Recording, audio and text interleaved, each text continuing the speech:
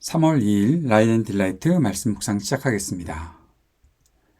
사랑하는 주님, 날마다 베푸시는 주님의 은혜를 의지하고 오늘도 우리의 마음을 주님 앞에 엽니다. 우리를 성령으로 충만하게 하시고 주님의 말씀을 깨닫는 지혜와 순종하는 능력으로 믿음으로 사는 삶에 더욱 힘과 용기를 내게 하옵소서. 예수님 이름으로 기도합니다. 아멘. 누가복음 13장 31절에서 35절까지의 말씀입니다. 바로 그때 몇몇 바리새파 사람들이 다가와서 예수께 말하였다. 여기에서 떠나가십시오. 헤로드 왕이 당신을 죽이고자 합니다. 예수께서 그들에게 말씀하셨다. 가서 그 여우에게 전하기를 보아라, 오늘과 내일은 내가 귀신을 내쫓고 병을 고칠 것이요 사흘째 되는 날에는 내 일을 끝낸다 하여라. 그러나 오늘도 내일도 그 다음 날도 나는 내 길을 가야 하겠다. 예언자가 예루살렘이 아닌 다른 곳에서는 죽을 수 없기 때문이다. 예루살렘아, 예루살렘아, 예언자들을 죽이고 내게 파송된 사람들을 돌로 치는구나. 암탉이 제 새끼를 날개 아래에 품듯이 내가 몇 번이나 내 자녀를 모아 품으라 하였더냐. 그러나 너희는 그것을 원하지 않았다. 보아라, 너희의 집은 버림을 받을 것이다. 내가 너희에게 말한다. 너희가 말하기를 주님의 이름으로 오시는 분은 복되시다 할 그때가 오기까지 너희는 나를 다시는 보지 못할 것이다. 아멘. 예수님께서 바로 지금 좁은 문으로 들어가기를 힘써야 한다라고 말씀하셨고 또 하나님 나라 잔치에 참여하지 못하는 사람들이 있다라는 말씀을 하셨을 때 바리새파 사람들 몇몇이 예수님께 찾아와서 헤롯이 예수님을 죽이려 하니 여기서 떠나시라 라고 그렇게 권하고 있습니다. 그 말씀을 들으신 예수님은 헤롯을 여우라고 하셨지요. 여우가 교활하다라는 의미를 갖고 있기에 헤롯을 그렇게 은유하신 점도 있을지 모르겠지만 여기서 나타나는 그 헤롯을 여우라고 하셨던 것은 여우가 심술을 부리고 이것저것 파괴하는 그런 기질을 가지고 있기 때문에 헤롯을 여우라고 하신 것으로 보는 것이 낫지 않을까 그렇게 생각합니다. 예수님은 헤롯을 하나님의 계획을 방해하는 존재로 생각하셨던 것이죠. 이 장면에서 몇몇 바리새파 사람들이 나옵니다. 예수님에게 와서 여기서 떠나시라. 예수님이 하나님 나라 복음을 전하시는 동안 자주 사람들은 예수님을 자기 곁에 계시라고 하지 않고 떠나시라라고 그렇게 했던 때가 있었습니다. 그런 사람들 때문에 그런지 몰라도 이 말을 들을 때 이 사람들도 결국 헤롯 핑계를 대고는 있지만 예수님을 대적하는 사람들인가, 예수님이 있는 것을 싫어하는 사람들인가 하는 그런 생각을 할 수도 있겠죠. 그런데 본문을 잘 보면 결국 그들은 예수님을 보호하고자 했던 사람들이었다라는 겁니다. 왜 그런가 하면 바리새파 사람들 전부가 예수님을 다 반대하는 사람들은 아니었었으니까요. 복음서에도 예수님 편에 서 있던 바리새파 사람들이 있다는 것을 우리는 볼 수가 있고 오늘 이 사람들은 예수님을 보호하려고 지금 이렇게 예루살렘을 향해 가시는 이 일이 계속돼서는 안 되겠다라는 그러한 이야기를 전했던 것으로 보입니다. 그러면서 이런 생각을 해봅니다. 선한 것과 악한 것을 분별할 수 있는 사람이라면 진실을 왜곡하지도 않고 진리를 거부하지도 않을 것이다 라는 생각 말입니다. 선한 것은 지키려고 하겠지요. 잘못된 것은 고쳐야 한다는 것을 알고 실행하는 그런 사람들이 있어야겠죠. 그것이 마땅하니까요. 그런데 세상에는 그렇지 않은 사람들이 많아 보입니다. 진실이 있어도 자꾸 왜곡하고 진리가 나타나면 감추어두려고 하거나 없애려고 하는 그런 사람들이 있다는 거죠. 지금도 그런 사람들이 있습니다.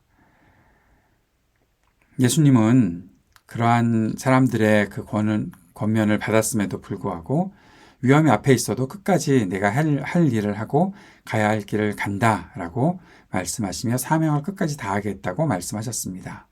하나님께서 뜻하신 것을 이루겠다라고 하시면서 예루살렘을 향해서 나는 갈 것이다 라고 예고하고 계시죠. 예수님은 시편 118편 26절을 인용하셨습니다. 예루살렘의 사람들이 예수님을 맞이하면서 주님의 이름으로 오시는 분 복되시다라고 할 그때까지 예수님을 그들이 보지 못할 것이다 말씀하셨지요. 예수님께서 다시 예루살렘으로 입성하시는 그때를 말씀하신 것일 수도 있고, 정말 예루살렘에 있는 사람들이 결국 하나님의 구원을 맞이하게 되는 그때를 말씀하고 계시는 것이다라고 볼 수도 있을 것 같습니다.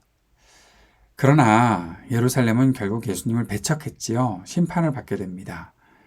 사실 주님은 예루살렘의 그런 악함을, 예언자들을 죽이는 악함을 안타까워하셨고 그 안타까움 중에도 그들을 품으려고 하셨죠.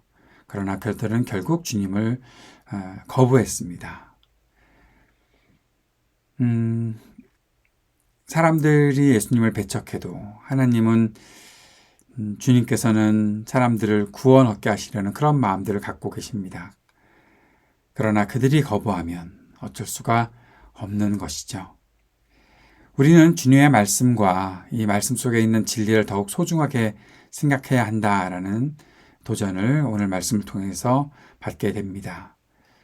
진리를 알고 그 진리를 수호하고자 하는 그런 마음들을 가질 수 있어야겠죠. 그리고 또 한 가지, 주님께서 보여주셨던 모습처럼 주님께서 맡기신 사명을 이루는 일을 위해 끝까지 포기하지 않고 끝까지 나아가겠습니다라는 그런 믿음과 용기도 우리에게 있어야 할 줄로 압니다. 오늘 우리가 주님의 편에 서 있는 사람인지 한 번 더 생각해 봅시다. 그리고 단지 주님 편에만 서 있는 것으로 끝나는 것이 아니라 주님께서 가시는 길을 끝까지 함께 걷겠습니다라고 고백할 수 있는 우리가 될 수 있기를 위해, 그러한 우리의 믿음을 위해서 주님 앞에 간구하고 주님을 더욱더 신뢰하고 나아가는 우리의 삶이 될 수 있기를 바랍니다. 말씀 품고 함께 기도합시다. 주님께서 가시는 길을 끝까지 따르는 그러한 믿음으로 우리가 살게 하옵소서. 기도합시다. 하나님 나라 복음의 일에 쓰임받으며 살게 하소서. 오늘도 계속 기도합시다. 이 땅의 전쟁이 그치기를 위해 기도하고 지진의 피해를 입은 이들에게 속히 회복의 은혜를, 긍휼을 베풀어 달라고 기도합시다. 아픈 이들에게 치유의 은총이 있기를, 우리 삶의 터전에 희망이 있기를, 우리 청년들에게 미래와 소망을 주시기를 위해 기도하고, 노인들과 소외된 이웃들을 위해서 함께 기도하고 우리 교회를 위해서도 같이 기도하도록 하겠습니다.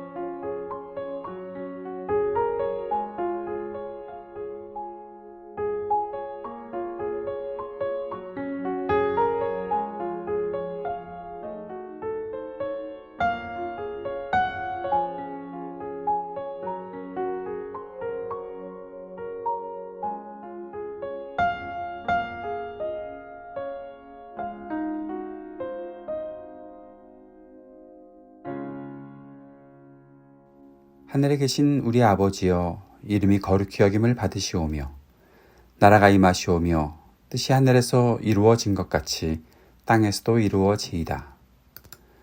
오늘 우리에게 일용할 양식을 주시옵고 우리가 우리에게 죄 지은 자를 사하여 준 것 같이 우리의 죄를 사하여 주시옵고 우리를 시험에 들게 하지 마시옵고 다만 악에서 구하시옵소서. 나라와 권세와 영광이 아버지께 영원히 있사옵나이다. 아멘.